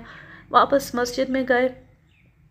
इशा की नमाज़ पढ़कर फारिग हुए तो बताया गया कि हमारे लिए बाहर एक चारपाई बिछा दी गई है। बाहर जाके देखा तो वहाँ एक चारपाई बिछी थी। हमारे मेज़बानों ने शायद गुज़श्ता रात महसूस कर लिया था कि मच्छरों ने हमें रात भर परेशान रखा है। हम दोनों एक ही मच्छरदानी में घुस गए और रात बड़े आराम से गुजरी। सुबह किसी ने बताया कि जिसने हमें मच्छरदानी दी थी उसके पास यही एक मच्छरदानी थी। ہم خوب اندازہ کر سکتے تھے کہ ہمارے آرام کی خاطر اس نے کتنی بڑی قربانی دی تھی۔ وہ رات بھر مچھروں کے حملوں میں تڑپتا رہا ہوگا۔ اگلا سارا دن ہم نے مسجد میں گزارا، میلے کپڑے بھی دھوئے۔ اس سے اگلے روز ہم ہوائی اڈے پر یہ معلوم کرنے کے لیے گئے کہ کھٹمنڈو سے ہمارے ٹکٹ آئے ہیں یا نہیں۔ پتہ چلا کہ موسم کی خرابی کی وجہ سے تمام پروازیں منسوخ ہو گئی ہیں، لہٰذا ٹکٹوں کی امید بھی ختم ہو گئی۔ شام کو مسجد میں چلے گئے، رات وہیں گزاری اور اگلی صبح پھر ہوائی اڈے پر جا دھمکے۔ موسم پرواز کے قابل ہو گیا تھا، 2 پروازیں آ چکی تھیں۔ ہم نے کاؤنٹر پر جا کر کلرک سے اپنے ٹکٹوں کے متعلق پوچھا، ٹکٹ نہیں آئے تھے۔ ہم نے کئی بار اس کلرک سے پوچھا اور ہر بار جواب نفی میں ملا۔ ہوائی اڈے پر سیاحوں کا ہجوم تھا۔ اعلان ہوا کہ کچھ دیر تک کھٹمنڈو سے ایک پرواز آ رہی ہے جو کسی اور شہر جائے گی اور وہاں سے پھر بھیروا آئے گی اور فوراً بعد کھٹمنڈو چلی جائے گی۔ اب ہماری امیدیں اس پرواز کے ساتھ وابستہ ہو گئیں۔ کچھ انتظار کے بعد ہوائی جہاز آ گیا۔ اس کے رکنے کی دیر تھی کہ میں اور طارق اس میں گھس گئے۔ پائلٹ اور ایئر ہوسٹس سے پوچھا کہ وہ ہمارے ٹکٹ لائے ہیں یا نہیں۔ دونوں نے نفی میں سر ہلا دیا۔ ہم پھر کاؤنٹر پر گئے، وہاں سے بھی ایسا ہی جواب ملا۔ ہم وہاں سے مایوس ہو کر واپس ہوئی تھے کہ کلرک نے ہمیں آواز دی اور یہ خبر سنائی کہ ہمارے ٹکٹ آ گئے ہیں۔ میں نے میجر طارق سے کہا کہ وہ ٹکٹ لے لیں اور خود سامان لانے کے لیے ایک رکشہ لے کر مسجد میں چلا گیا۔ جلدی جلدی پیش امام کا شکریہ ادا کیا اور بھاگم بھاگ ہوائی اڈے پر پہنچا۔ ہمیں کھٹمنڈو لے جانے والا ہوائی جہاز کسی اور شہر چلا گیا تھا جہاں سے اسے بھیروا واپس آنا تھا۔ اسے واپس آنے میں زیادہ دیر نہ لگی۔ خدائے ذوالجلال نے ہمیں وہ وقت دکھایا کہ ہم ہوائی جہاز میں بیٹھے، ہوائی جہاز اڑا اور کھٹمنڈو جا کر اترا۔ ہم نے ٹیکسی لی اور پاکستانی سفارت خانے میں گئے۔ وہاں ہمارا پرجوش استقبال کیا گیا۔ معلوم ہوا کہ میجر نادر کو بذریعہ ہوائی جہاز پاکستان روانہ کر دیا گیا ہے۔ ہمارا فوری طور پر جانا ممکن نہ تھا۔ سفارت خانے نے ہمیں خاصی رقم دے دی۔ ہم نے ایک بڑے اچھے ہوٹل میں کمرہ لے لیا، بازار سے اچھے کپڑے بھی خریدے اور رات کو بہت ہی گہری نیند سوئے۔ اب ہم 2 فٹ چوڑی سرنگ میں رینگنے اور ہندوستانیوں سے بچے رہنے کی کوشش کرنے والے کیڑے مکوڑے نہیں تھے۔ ہم ہندوستان میں مجرموں کی طرح چھپ چھپ کر چلنے والے مشتبہ انسان بھی نہیں تھے۔ اعصاب سے تمام ناگوار بوجھ اتر گیا تھا۔ ان دوستوں کی یاد تلخی پیدا کرتی تھی جو کیمپ میں رہ گئے تھے۔ ہمیں معلوم نہیں تھا کہ سرنگ سے ہمارے کسی اور دوست نے فائدہ اٹھایا تھا یا نہیں۔ اگلے روز ہم سفارت خانے میں گئے تو ہمیں بتایا گیا کہ ہمیں چند دن وہیں رکنا پڑے گا کیونکہ تمام فضائی کمپنیوں کے ہوائی جہاز بینکاک اور کلکتہ سے ہو کر جا رہے تھے۔ سفارت خانہ کوئی خطرہ مول نہیں لینا چاہتا تھا۔ ہمارے ہوائی جہاز کا کلکتہ میں اترنا ہمارے لیے خطرناک ہو سکتا تھا، چنانچہ ہم کھٹمنڈو میں ہی رکے رہے۔ وہاں ہم نے مشرقی پاکستان سے آنے والے پاکستانیوں کو بہت بری حالت میں دیکھا۔ یہ بد نصیب کسی نہ کسی طور پر مشرقی پاکستان کے میشر سے نکل آئے تھے اور نیپال جا پہنچے تھے۔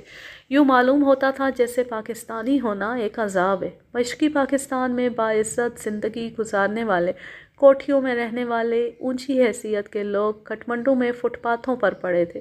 کوئی پرسان حال نہ تھا۔ کوئی کہہ نہیں سکتا تھا کہ ان کی قسمت میں ابھی کتنی ذلت و خواری لکھی ہے۔ 10 اکتوبر سن 1972 کی مبارک صبح طلوع ہوئی۔ پاکستان جانے کے لیے رائل نیپال ایئر لائنز کے ہوائی جہاز میں ہماری سیٹیں بک کرا دی گئی تھیں۔ یہ واحد فضائی کمپنی تھی جس کے ہوائی جہاز کلکتہ نہیں اترتے تھے۔ ہم ایئرپورٹ پہنچے، ہوائی جہاز میں بیٹھے اور ذرا دیر بعد ہم فضا میں تھے، لیکن ذہنی طور پر ہماری بلندی ہوائی جہاز سے بہت زیادہ تھی۔ ہم کہکشاں میں جا پہنچے تھے۔ ہوائی جہاز بینکاک ایئرپورٹ پر اترا۔ ہماری چیکنگ کے بعد ہمیں ایک ہوٹل میں پہنچا دیا گیا جس کا انتظام PIA نے کیا تھا۔ یہاں سے کراچی تک ہمیں اپنی فضائی سروس PIA کے ہوائی جہاز میں سفر کرنا تھا۔ ہم نے ہوٹل میں کھانا کھایا اور سو گئے۔ اگلی صبح پاک فوج کے بریگیڈیئر مجیب، جو سیٹوں میں پاکستان کے فوجی مشیر تھے، ہمیں لینے کے لیے آ گئے۔ انہوں نے اپنی کار میں ہمیں بینکاک کی سیر کرائی، ہمیں کچھ پیسے بھی دیے جن سے ہم نے اپنے لیے چند ایک چیزیں خریدی۔ وہ ہمیں بینکاک میں پاکستانی سفارت خانے میں بھی لے گئے اور پاکستانی سفیر سے ملاقات کرائی۔ اب ہم جہاں جاتے تھے وہاں بڑی فخر سے بتاتے تھے کہ ہم اتنی لمبی سرنگ کھود کر جنگی قیدی کیمپ سے فرار ہوئے ہیں۔ ہمیں ہر جگہ ہیرو ویلکم دیا گیا۔ ہمیں 6 بجے ایئرپورٹ پہنچنا تھا۔ شام کو ایئرپورٹ پہنچے، PIA کا ہوائی جہاز تیار تھا، ہم سوار ہوئے اور ایک بار پھر فضا میں پہنچ گئے۔ ہوائی جہاز کا رخ کراچی کی طرف ہوا اور وہ مطلوبہ بلندی پر چلا گیا تو ایئر ہوسٹس نے ہمیں بتایا کہ ہم دونوں کو ہوائی جہاز کا کیپٹن پائلٹ بلا رہا ہے۔ ہم وجہ معلوم نہ کر سکے۔ ہم گئے تو معلوم ہوا کہ پائلٹ کو ہمارے متعلق معلوم ہو گیا تھا کہ ہم فرار ہو کر آئے ہیں۔ وہ ہم سے فرار کی رودات سننا چاہتا تھا جو ہم سنانے لگے تو 3 گھنٹے یعنی پرواز کا آدھا وقت پائلٹ کے پاس ہی گزر گیا اور ہم کراچی ایئرپورٹ پر اترے۔ پاک فوج کا ایک کیپٹن ہمارے استقبال کے لیے ایئرپورٹ پر موجود تھا۔ وہ آرام کرنے کے لیے ہمیں اپنے گھر لے گیا۔ صبح 12 اکتوبر سن 1972 پھر ایئرپورٹ گئے۔ اب ہماری منزل اسلام آباد تھی۔ PIA کے ایک ہوائی جہاز نے 10 بجے اسلام آباد پہنچا دیا جہاں ہمارے استقبال کے لیے اپنے عزیزوں اور دوستوں کے ساتھ اپنی انٹیلیجنس کے افسر بھی تھے۔ وہ اپنا فرض نبھانے کے لیے ہمیں GHQ لے گئے۔ کچھ سرکاری مراحل طے کرنے میں چند دن وہیں گزرے اور ہمیں 2 ماہ کی رخصت دے کر گھروں کو بھیج دیا گیا۔ رخصت پر جانے سے پہلے راولپنڈی ٹیلی ویژن سے ہمارا انٹرویو نشر کیا گیا جو 1.5 گھنٹے کا تھا۔ آج میں اپنی فوج میں ہوں، اپنے پیارے پاکستان میں ہوں، اپنے عزیزوں میں ہوں، مگر میں ان مسلمانوں کو نہیں بھول سکتا جنہوں نے ہمیں ہندوستان سے نکلنے میں مدد دی۔ میں قیدی کیمپ کو بھول جاؤں گا، سرنگ کو بھی شاید بھول جاؤں، مگر ہندوستان کے ان مسلمانوں کو کسی لمحہ نہیں بھول سکوں گا جو ایسے کٹھن سفر میں خضر راہ اور مددگار بنے۔ اللہ انہیں جزا دے، آمین۔ اس رودات کو میں اپنے ایک ساتھی کیپٹن غلام کبریہ کے ذکر کے بغیر نامکمل سمجھتا ہوں۔ کیپٹن کبریہ فرار کے ہر مرحلے میں ہمارے ساتھ رہا، پلاننگ میں بھی ساتھ تھا اور سرنگ کی کھدائی میں بھی، مگر اس کی قسمت میں قید ہی لکھی تھی۔ ہوا یوں کہ سرنگ تقریباً مکمل ہو چکی تھی۔ ایک روز کیپٹن کبریہ سرنگ کی کھدائی میں ہی مصروف تھا کہ اس کی کمر کو شدید جھٹکا لگا۔ ریڑھ کی ہڈی میں کوئی ایسا نقص پیدا ہو گیا کہ اس کے لیے اٹھ کر چلنا ناممکن ہو گیا۔ درد ناقابل برداشت تھا۔ وہ بڑی جدوجہد سے سرنگ سے نکلا۔ تکلیف نے اسے ایسا بے بس کیا کہ اسے ہسپتال بھیج دیا گیا۔ 15-20 روز بعد ہسپتال سے واپس آ گیا لیکن وہ ٹھیک نہیں ہوا تھا۔ اس نے فرار کے ارادے کے پیش نظر ہسپتال والوں سے کہہ دیا تھا کہ وہ ٹھیک ہے۔ یہ اس کی قوت ارادی کا مظاہرہ تھا، ورنہ چلنا پھرنا تو دور کی بات ہے، وہ ہلنے جلنے کے بھی قابل نہیں تھا۔ سرنگ مکمل ہو گئی اور فرار کی رات آ گئی، مگر کیپٹن غلام کبریہ چارپائی سے اٹھنے کے قابل نہیں تھا۔ ہم نے اس کی خاطر فرار ملتوی کر دیا۔ امید تھی کہ وہ صحتیاب ہو جائے گا، یہ ہماری خوش فہمی تھی۔ کیپٹن کبریہ نے ہمیں کہا کہ ہم اس کا انتظار نہ کریں، کہیں ایسا نہ ہو کہ سرنگ پکڑی جائے۔ ہم اپنے اس ساتھی کو پیچھے چھوڑنے پر آمادہ نہیں ہو سکتے تھے جس کا خون اور پسینہ اس سرنگ میں شامل تھا۔ اس کی کمر فی الواقع اس سرنگ نے توڑ ڈالی تھی۔ اگر فرار کا مرحلہ اسی قدر ہوتا کہ سرنگ سے نکلتی ہم خطروں سے آزاد ہو جاتے تو ہم کیپٹن کبریہ کو کندھوں پر اٹھا کر لے جاتے، لیکن فرار کی اصل دشواریاں اور خطرے تو سرنگ سے باہر تھے۔ سرنگ کے باہر جسمانی صحت کا 100% صحیح ہونا اور ذہن کا مکمل طور پر بیدار رہنا اشد ضروری تھا۔ کیپٹن کبریہ اس قابل نہیں تھا۔ اس نے اصرار کیا کہ ہم نکل جائیں اور اس کی خاطر فرار کا اتنا بڑا پلان جو عملی شکل میں آ گیا ہے تباہ نہ کرے۔ اس کے دلائل پرمغز تھے مگر ہمارے جذبات کی کیفیت کچھ اور تھی۔ ہم نے آخر حقیقت کو قبول کر لیا اور بڑی بوجھل دل اور زخم خوردہ جذبات سے کیپٹن غلام کبریہ سے رخصت ہوئے۔ بعد میں پاکستان میں اس سے ملاقات ہوئی۔ وہ اب تندرست ہے، لیکن درد ابھی کچھ باقی ہے۔ اس قیدی کیمپ کے تمام افسر ہمارے منصوبے میں شامل تھے، لیکن سب نے سرنگ سے فائدہ نہیں اٹھایا۔ اس کی کچھ وجوہات تھیں، جن میں سے ایک یہ تھی کہ ہمارے بہت سے افسروں نے سوچا تھا کہ کم سے کم تعداد میں افسر نکل جائیں تو انہیں آسانی سے پکڑا نہیں جا سکتا۔ اگر ایک ہی بار 50-60 قیدی نکل جائیں تو انہیں پکڑنے میں آسانی ہوتی ہے، کیونکہ وہ ہجوم کی صورت میں نکلتے اور ہجوم کی صورت میں ہی کچھ دیر تک یا کچھ دور تک جاتے ہیں۔ اجتماعی فرار کا سراغ کیمپ میں بھی فوراً مل جاتا ہے۔ مثلاً رات کو پوری کی پوری بیرک خالی ہو جائے تو رات کو ہی پتہ چل جاتا ہے۔ یہ ہمارے ان ساتھی افسروں کے جذبہ ایثار کا مظاہرہ تھا جو فرار نہ ہوئے اور ہمیں نکلنے میں مدد دی۔ نفسیاتی پہلو سے دیکھیے تو ان کا فرار نہ ہونا پختہ کردار کا پتہ دیتا ہے۔ فرار ہونے کے لیے بڑے مضبوط دل اور فولاد جیسے عزم کی ضرورت ہوتی ہے، لیکن سرنگ موجود ہو تو اس کے دھانے پر کھڑے ہو کر جو کہے کہ وہ فرار نہیں ہوگا، اس کے دل اور کردار کی پختگی کا یہ واضح ثبوت ہے۔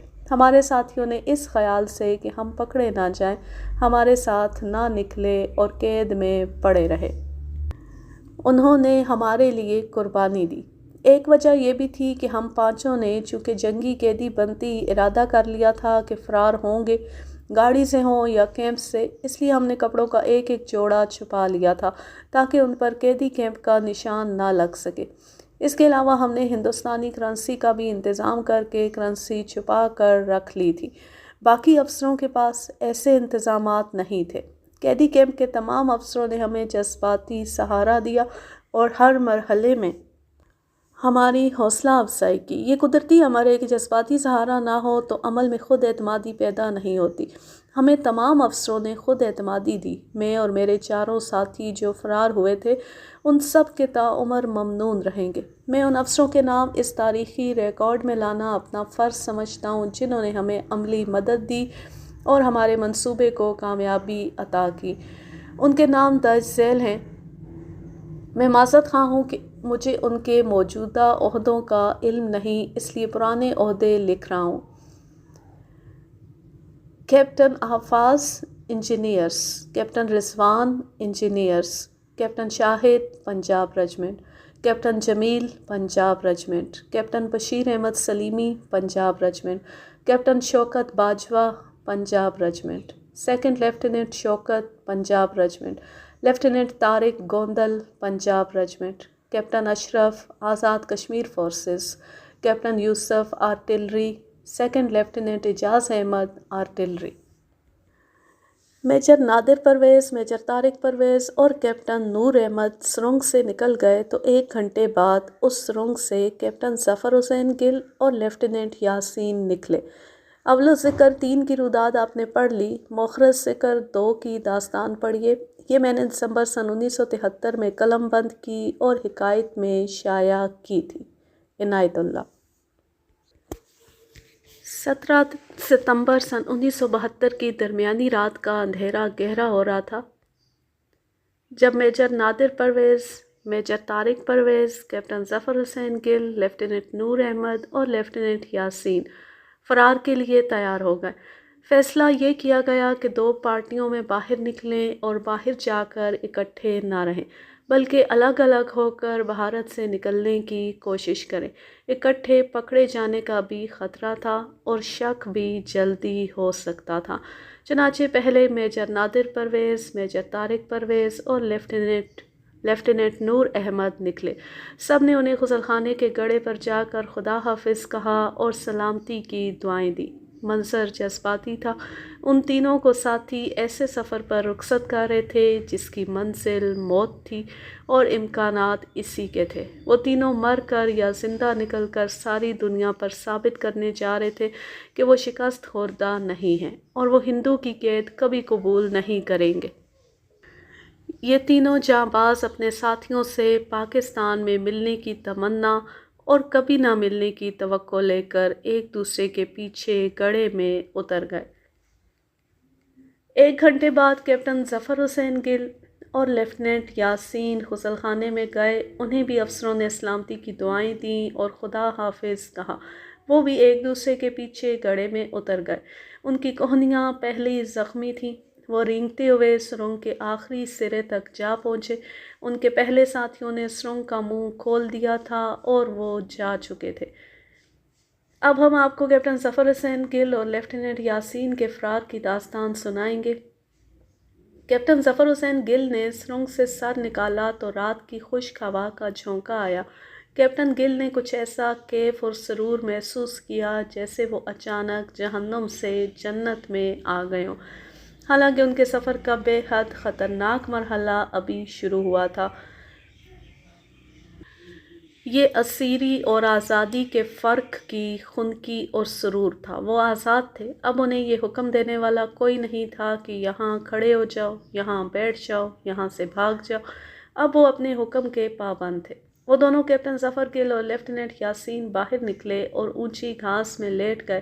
خطرہ ان کے سر پر منڈلا رہا تھا۔ ان سے بمشکل 20 گز دور گارد کے خیمے تھے جن کے سامنے سنتری کھڑا تھا۔ اتفاق سے سنتری کا منہ کیمپ کی طرف تھا۔ اسے بالکل علم نہیں تھا کہ 5 پاکستانی پورے بھارت کی آنکھوں میں 200 فٹ لمبی سرنگ کی مٹی جھونک کر جا رہے ہیں۔ وہ دونوں نہایت آہستہ آہستہ گھاس میں رینگنے لگے۔ رات کے سکوت میں ذرا سی آہٹ بھی سنتری کو چوکنا کر سکتی تھی۔ وہاں سے سرچ لائٹوں والا ٹاور 350 گز دور تھا۔ ہر لمحہ خطرہ تھا کہ سرچ لائٹ کی تیز روشنی ان پر پڑے گی۔ وہ دم ساتھ کر رینگتے گئے اور سنتری سے دور ہٹتے گئے۔ گارد ابھی جاگ رہی تھی۔ رات ابھی شروع ہی ہوئی تھی۔ وہ کوئی 50 گز گئے ہوں گے کہ گھاس بھی ختم ہو گئی اور ننگی زمین آ گئی۔ تھوڑی دور آگے درخت تھے۔ وہ پیٹ کے بل درختوں کی طرف رینگنے لگے۔ آگے ایک برساتی نالا آ گیا اور اس کے کنارے جھاڑیاں نظر آئیں۔ وہ دونوں جھاڑیوں میں چھپ گئے۔ وردی اتار کر جھاڑیوں میں چھپا دی اور پرائیویٹ کپڑے پہن لیے۔ ان کپڑوں پر قیدی کیمپ کا کوئی نشان نہیں تھا۔ کپڑے تبدیل کر کے انہوں نے جھاڑیوں کی اوٹ سے دیکھا۔ انہیں کیمپ کی روشنیاں نظر آ رہی تھیں۔ سرچ لائٹوں کی سفید لکیریں خاردار تاروں کے جنگل پر گھوم رہی تھی۔ سنتری اور کتے بھی تاروں کے درمیان پھر رہے تھے۔ اس مقید دنیا کو دیکھ کر ان کے حوصلوں میں تازگی آ گئی اور وہ مکمل خود اعتمادی اور تحمل سے اگلے سفر کا پلان بنانے لگے۔ ان کی کل متاع 1 گھڑی اور 10 بھارتی روپے اور اللہ کا نام تھا۔ یہ دونوں چیزیں کیپٹن ظفر حسین گل کے پاس تھیں۔ انہوں نے کیمپ میں یہ فیصلہ کیا تھا کہ باہر جا کر الگ الگ ہو جائیں گے اور اکیلے اکیلے دشمن کے ملک سے نکلنے کی کوشش کریں گے، لیکن باہر جا کر انہوں نے ایک دوسرے سے جدا ہونا گوارا نہ کیا۔ سفر ہی ایسا تھا۔ انہوں نے منزل تک اکٹھے رہنے کا فیصلہ کیا۔ منزل پاکستان تھی یا موت۔ انہوں نے کیمپ میں سنتری اور بھارتی افسروں سے گپ شپ لگاتے کئی ایک معلومات لے لی تھی۔ ان میں سے ایک یہ تھی کہ وہاں سے بریلی شہر 30 میل دور تھا اور قریبی قصبہ 8 میل کے قریب فرخ آباد تھا۔ وہ چل پڑے اور ایک گاؤں میں سے گزرے۔ وہ اجنبی تھے۔ اردو بول تو سکتے تھے لیکن مقامی لوگوں کے لب و لہجے سے نہیں بول سکتے تھے۔ فوراً شک ہوتا تھا کہ یہ اجنبی ہیں اور پنجابی ہیں، اور اگر پنجابی ہیں تو یہ مفرور قیدی بھی ہو سکتے ہیں۔ وہ گاؤں میں سے گزر گئے۔ ایک دیہاتی سے پوچھنے پر انہیں پتہ چلا کہ آگے دریائے گنگا ہے، وہاں پتن بھی ہے اور پل بھی۔ وہ دریا تک گئے تو وہاں پتن تھا نہ پل۔ وہ سڑک پر چل پڑے۔ انہیں کوئی علم نہ تھا کہ کہاں جا رہے ہیں۔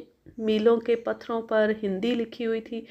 وہ اس یقین پر چلتے گئے کہ کوئی نہ کوئی شہر یا قصبہ آئے گا۔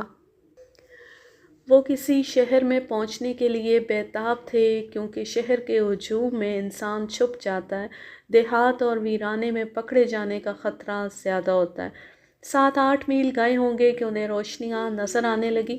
قریب پہنچے تو انہیں ایک بورڈ نظر آیا جس کی تحریر انگریزی کی تھی۔ نیچے فرخ آباد لکھا ہوا تھا۔ یہ ایک قصبہ ہے۔ کیپٹن گل اور لیفٹیننٹ یاسین کے سامنے مسئلہ یہ تھا کہ رات گزرنے سے پہلے پہلے فتح گڑھ سے دور نکل جائیں۔ پاکستان کی سرحد میں داخل ہونے کا مسئلہ بہت بعد کا تھا۔ انہوں نے ایک اسکیم یہ بنائی کہ کوئی کار نظر آ جائے تو کار پر قبضہ کر کے اس کے ڈرائیور کو مار ڈالیں گے یا اسے باندھ کر کہیں دریا میں پھینک دیں گے، مگر انہیں کوئی کار نظر نہ آئی۔ فروخ آباد میں بس بھی کوئی نہیں تھی۔ ایک ٹرک ڈرائیور سے کہا کہ انہیں بریلی تک لے چلے، اسے اپنی کوئی مجبوری بتائی اور منت بھی کی، لیکن ڈرائیور نے انہیں لفٹ نہ دی۔ انہیں ریل گاڑی کی آواز آئی تو انہیں اطمینان ہوا کہ یہاں ریلوے اسٹیشن ہے۔ وہ ایک سائیکل رکشے میں بیٹھے اور ریلوے اسٹیشن پہنچے۔ مسافر گاڑی آ کر رکی تھی اور کانپور جا رہی تھی۔ ان کے پاس صرف 10 روپے تھے۔ کانپور وہاں سے 50 میل دور ہے۔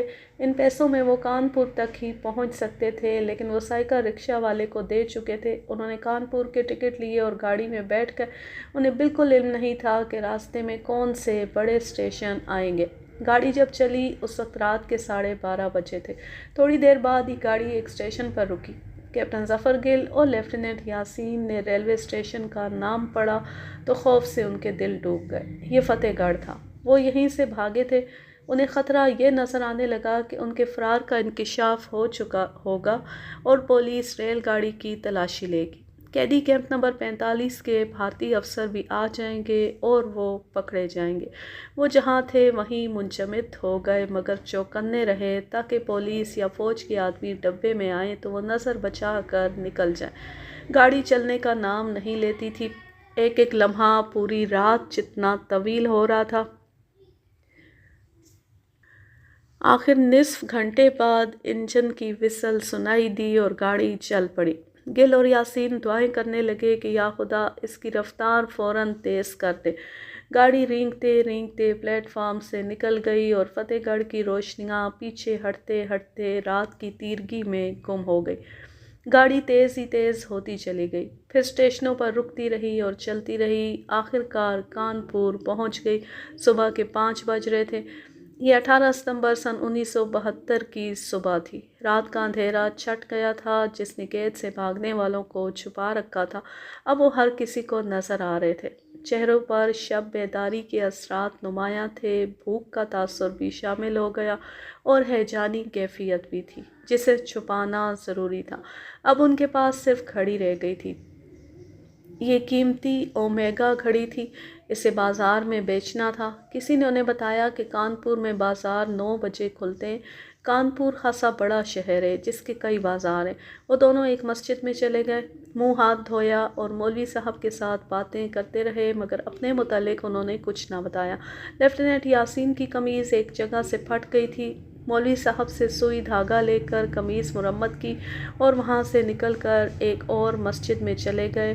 وہاں تھوڑی دیر قرآن کی تلاوت کی۔ خاصا وقت گزار کر باہر نکل گئے اور بازار کا رخ کیا۔ بازار کھل چکے تھے۔ کیپٹن ظفر گل نے گھڑی ایک دکاندار کو دکھائی اور ساتھ یہ کہانی سنائی کہ ایک دوست سے ملنے آئے تھے کہ جیب کٹ گئی ہے۔ دوست بھی نہیں ملا۔ اب واپس جانے کے لیے پیسے نہیں رہے۔ دکاندار نے گھڑی کی رسید مانگی۔ کیپٹن ظفر گل نے کہا کہ رسید اٹھائے اٹھائے کون پھرتا ہے، آپ گھڑی لے لیں، لیکن دکاندار نے انکار کر دیا۔ اس طرح وہ بہت سے دکانداروں کے پاس گئے اور گھڑی پیش کی، مگر رسید دیکھے بغیر کوئی بھی گھڑی لینے پر آمادہ نہ ہوا۔ کیپٹن ظفر گل اور لیفٹیننٹ یاسین نے 2-3 دکانداروں سے کہا کہ گھڑی رکھ لیں اور کچھ رقم دے دیں، ہم کسی دن آ کر رقم ادا کر دیں گے اور گھڑی لے جائیں گے، مگر کوئی بھی راضی نہ ہوا۔ ایک مسلمان دکاندار کو گھڑی دکھائی اور یہی کہانی سنائی۔ اس نے ان دونوں کو مصیبت زدہ مسلمان سمجھ کر 5 روپے دیے اور کہا کہ یہ پیسے لے لیں اور گھڑی بھی لے جائیں۔ انہوں نے روپے قبول نہیں کیے اور کہا کہ ہم خیرات نہیں مانگ رہے، اب گھڑی رکھ لیں اور اس کی واجبی سی قیمت دے دیں، مگر اس نے گھڑی نہیں خریدی۔ وہ جب کانپور بازار میں گھڑی بیچ رہے تھے، فتح گڑھ کیمپ میں فرار کا انکشاف ہو چکا تھا۔ صبح افسروں کی گنتی کے لیے فال ان کیا گیا تو 5 افسر کم تھے۔ ہمارے افسروں نے جو فتح گڑھ کیمپ سے رہا ہو کر پاکستان میں آ چکے ہیں بتایا ہے کہ اپنے 5 افسروں کو سرنگ میں رخصت کر کے وہ رات بھر سو نہ سکے۔ دو خیال ہر ایک افسر کو پریشان کر رہے تھے، ایک یہ کہ بھاگنے والے پکڑے گئے تو انہیں بڑی ہی اذیت ناک سزا ملے گی، اور دوسرا خیال یہ کہ وہ پکڑے جائیں یا نکل جائیں۔ کیمپ میں رہ جانے والے افسروں کو سنگین سزا ملے گی۔ انہیں صبح رول کال کے لیے کھڑا کیا گیا تو بھارتی افسر بھانپ گئے کہ پاکستانی افسروں کی مزاجی کیفیت بدلی بدلی سی ہے، ضرور کوئی گڑبڑ ہے۔ انہوں نے ہمارے افسروں کو گن کر پوچھا کہ باقی 5 کہاں ہیں۔ انہوں نے وقت ضائع کرنے کے لیے لا علمی کا اظہار کیا اور انہیں تلاش کرنے کو بھی کہا۔ وہ وقت اس لیے ضائع کر رہے تھے کہ بھاگ نکلنے والوں کو کچھ اور دور نکل جانے کا وقت مل جائے۔ خاصا وقت ضائع کر کے انہوں نے بتا دیا کہ 5 افسر سرنگ کھود کر نکل گئے ہیں۔ الارم بج گئے، بھارتی افسر اکٹھے ہو گئے، بریگیڈیئر اور جنرل آ گئے، انہیں غسل خانے میں لے جا کر سرنگ کا دہانہ دکھایا گیا۔ بتایا جاتا ہے کہ کوئی بھارتی افسر سرنگ میں داخل ہونے کی جرات نہیں کرتا تھا۔ چھوٹے عہدوں کے افسر سرنگ کے دوسرے سرے تک گئے اور رپورٹ دی کہ سرنگ ایئر کنڈیشنڈ ہے۔ بھارتی فوج کے جرنیلوں نے پیچھے رہنے والے 45 افسروں کے لیے سزا تو تجویز کر دی، لیکن وہ ان کے تعاون، باہمی پیار اور جذبہ ایثار اور نکل جانے والوں کی جرات اور جذبے کی بے ساختہ داد دیے بغیر نہ رہ سکے۔ فوراً پولیس کو خبردار کر دیا گیا، ملٹری انٹیلیجنس بھی حرکت میں آ گئی۔ ہمارے باقی 45 افسروں کو سہولتوں سے محروم کر دیا گیا اور ان کا راشن آدھا کر دیا گیا۔ انہیں صرف 1 چپاتی اور گلی سڑی سبزی یا دال سارے دن کے لیے دے دیتے تھے۔ انہوں نے اپنے 5 ساتھیوں کی خاطر یہ سزا خندہ پیشانی سے برداشت کی۔ اخباروں کو بھی خبر دے دی گئی۔ پولیس اور فوج نے تلاش کا جال بچھا دیا۔ اس وقت گل اور یاسین کانپور میں تھے، جہاں شام ہو گئی۔ آخر ایک دکاندار نے ان کی مجبوری سے فائدہ اٹھاتے ہوئے 45 روپے میں گھڑی خرید لی۔ اومیگا گھڑی کے 45 روپے اصل قیمت کا عشر اشیر بھی نہیں تھے، لیکن مجبوری ایسی تھی کہ انہوں نے قبول کر لیے۔ بھوک پریشان کر رہی تھی، انہوں نے کچھ کھایا پیا اور رات کی گاڑی سے روانہ ہو گئے۔ پیسوں کے مطابق ٹکٹ لیے، طویل سفر کے بعد مغل سرائے پہنچے۔ یہ بھارت کا ایک بہت بڑا جنکشن ہے۔ وہاں سے بھارت کے ایک اور بڑے شہر میں پہنچے جس کا نام مصلحتاً ظاہر نہیں کیا جا رہا۔ ان کے پاس پیسے پھر ختم ہو گئے۔ انہوں نے پیسوں کے حصول کی یہ اسکیم بنائی کہ رہزنی کریں گے، کسی ہندو کو لوٹیں گے اور اگر ضرورت محسوس ہوئی تو اسے قتل بھی کر دیں گے۔ انہوں نے یہ انتہائی اقدام اسکیم میں شامل کر لیا مگر التوا میں ڈالے رکھا۔ اس سے پہلے وہ مدد کے ایک اور ذریعے کو آزمانا چاہتے تھے۔ یہ ذریعہ وہاں کے مسلمان تھے۔ انہیں توقع تھی کہ بھارت کے مسلمان ان کی ضرور مدد کریں گے۔ انہوں نے اندھا دھند کسی مسلمان کے پاس جانا مناسب نہ سمجھا۔ یہاں عقل اور فہم و فراست کی ضرورت تھی۔ دونوں نے اس مسئلے پر غور کیا تو ایک ترکیب سوچی۔ اس کے مطابق انہوں نے ریلوے اسٹیشن پر ٹیلی فون ڈائریکٹری دیکھی اور اس میں مسلمانوں کے فون نمبر دیکھنے لگے۔ وہ کسی بڑے پیمانے کے کاروباری مسلمان کا ایڈریس تلاش کر رہے تھے۔ انہوں نے چند ایک مسلمانوں کے ایڈریس نوٹ کر لیے اور یہ بھی دیکھ لیا کہ کون کیا کاروبار کرتا ہے۔ انہوں نے ایک مسلمان کا انتخاب کیا۔ راستہ پوچھتے پوچھتے اس کے محلے میں پہنچ گئے اور وہاں اس کا گھر معلوم کر لیا اور مکمل خود اعتمادی سے اس کے دروازے پر دستک دی۔ دروازہ کھلا اور انہیں اندر بٹھایا گیا۔ ایک بوڑھے نے ان کا استقبال کیا۔ کیپٹن ظفر گل اور لیفٹیننٹ یاسین نے اس کی فرم کی مصنوعات کا نام لے کر کہا کہ وہ دونوں ایجنٹ ہیں اور یہی کاروبار کرتے ہیں۔ کاروباری باتوں کو ملتوی کر کے انہوں نے بوڑھے کے ساتھ مشرقی پاکستان کے المیے کی بات شروع کر دی اور بوڑھے کے رد عمل اور تاثرات کو بڑے غور سے دیکھتے رہے۔ وہ دیکھنا چاہتے تھے کہ بوڑھے کے دل میں پاکستان کی کچھ محبت ہے یا وہ محض کاروباری آدمی اور برائے نام مسلمان ہے۔ گل اور یاسین پاکستان کے ساتھ ہمدردی اور مشرقی پاکستان کے متعلق افسوس کا اظہار کرتے رہے۔ بوڑھا ان کا ساتھ دیتا رہا۔ اس کے دل میں پاکستان کی محبت تھی۔ تب کیپٹن ظفر گل نے اس سے کہا، محترم، ہم ایجنٹ نہیں ہیں، ہم بہاری ہیں اور مشرقی پاکستان سے بھاگ کر آئے ہیں۔ آپ سے یہ مدد لینے آئے ہیں کہ ہمیں کسی طرح مغربی پاکستان پہنچا دیں۔ بوڑھا گھبرا گیا۔ صاف پتہ چلتا تھا کہ اس میں مدد کی کوئی ہمت نہیں۔ اس کا ایک جوان سال بیٹا پاس بیٹھا سن رہا تھا۔ اس کی جوانی جوش میں آ گئی۔ وہ کیپٹن ظفر گل اور لیفٹیننٹ یاسین کو اپنی فیکٹری میں لے گیا اور ایک کمرے میں بٹھا دیا۔ اب اسے اس راز کے لیے تیار کرنا تھا کہ یہ دونوں مفرور قیدی ہیں۔ کسی شہری پناہ گزین کو پناہ دینا تو کوئی جرم نہیں، لیکن مفرور قیدی کو پناہ دینا بہت بڑا جرم ہے، اور جب مجرم مسلمان اور منصف ہندو ہو تو تصور کیا جا سکتا ہے کہ سزا کیا ہوگی۔ اس لیے اس جوان سال مسلمان کے تاثرات اور جرأت کو بھانپنا ضروری تھا۔ گل اور یاسین نے اس کے ساتھ جنگی قیدیوں کی بات شروع کر دی اور اسے بتایا کہ پاکستانی فوج کو اپنوں نے مجبور کر دیا تھا، ورنہ ہتھیار کبھی نہ ڈالے جاتے۔ ان باتوں میں انہوں نے پاک فوج کی مخالفت بھی کی، جو اس آدمی کو اچھی نہ لگی۔ کیپٹن ظفر گل اور لیفٹیننٹ یاسین کی کوہنیوں پر زخم تھے، جمع و خون صاف دکھائی دے رہا تھا، جسے وہ بش شرٹوں کی آستینوں سے چھپانے کی کوشش کر رہے تھے، لیکن ناکام تھے۔ اس جوان سال بھارتی مسلمان نے ان سے کوہنیوں کے زخموں کے متعلق پوچھا۔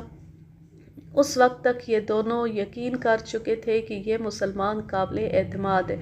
انہوں نے اسے کہا، اب ہم سے اصل راز سن لو۔ ہم فتح گڑھ قیدی کیمپ سے بھاگے ہوئے پاکستانی قیدی ہیں، اور یہ زخم 200 فٹ لمبی سرنگ میں آئے ہیں۔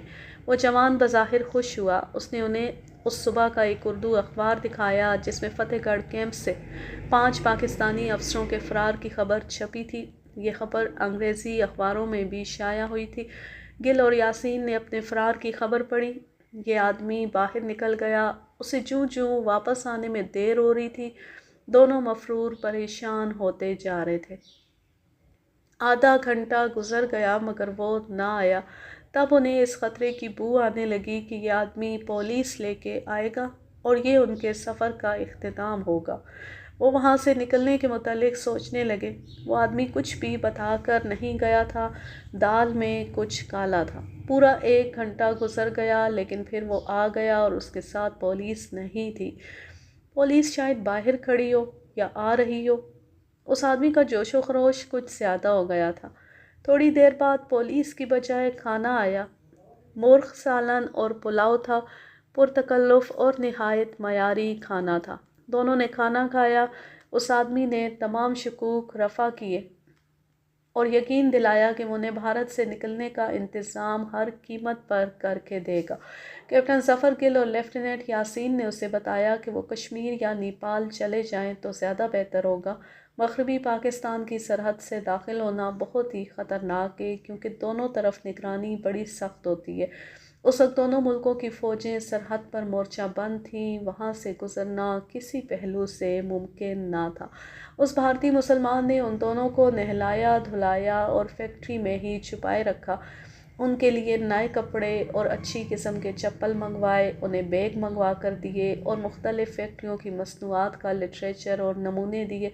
200 روپیہ نقد دیا اور نقشے پر انہیں بھارت کا وہ آخری ریلوے اسٹیشن دکھایا جو نیپال کی سرحد پر ہے۔ نیپال اور بھارت کے درمیان ویزا کی کوئی پابندی نہیں، ادھر ادھر آتے جاتے کوئی چیکنگ نہیں ہوتی۔ اس مسلمان نے ان دونوں کو باقاعدہ ایجنٹ بنا کر پوری رہنمائی کی اور اسلام کے نام پر انہیں رخصت کیا۔ اس بحروپ میں انہیں کوئی نہیں پہچان سکتا تھا۔ وہ گاڑی میں بیٹھے اور نیپال کی سرحد پر بھارت کے آخری ریلوے اسٹیشن پر جا اترے۔ وہاں سے ٹہلتے ٹہلتے نیپال میں داخل ہو گئے۔ اب وہ آزاد تھے۔ فتح گڑھ کے district magistrate mister Mahendra Singh کی پولیس اب ان کا کچھ نہیں بگاڑ سکتی تھی۔ وہ کھٹمنڈو چلے گئے اور اپنے سفارت خانے میں گئے۔ پاکستان کے سفیر سے اپنا تعارف کرایا۔ وہ بہت خوش ہوا اور انہیں خاصی رقم دے دی۔ چند ہی دنوں بعد انہیں بصریہ طیارہ تھائی لینڈ اور برما کے راستے کراچی بھیج دیا گیا۔ ان کے پہنچنے کے 10 روز بعد میجر نادر پرویز، میجر طارق پرویز اور لیفٹیننٹ نور احمد بھی کراچی پہنچ گئے۔ یوں یہ زبردست ناول اپنے اختتام کو پہنچا۔ اب میں لیتی ہوں آپ سے اجازت۔ جہاں رہیں خوش رہیں، شاد و آباد رہیں، ہنستے مسکراتے رہیں، اور اگر یہ ناول، یہ کہانی یا میرا انداز پسند آئے تو اس چینل کو سبسکرائب ضرور کر لیں، بیل آئیکن کو ضرور پریس کریں تاکہ آنے والی ہر نیو ویڈیو کی نوٹیفیکیشن آپ کو بر وقت ملتی رہے۔ ویڈیو کو لائک کیجئے، زیادہ سے زیادہ شیئر کیجئے اور اچھا سا کومنٹ کیجئے۔ اللہ حافظ، اللہ نگہبان۔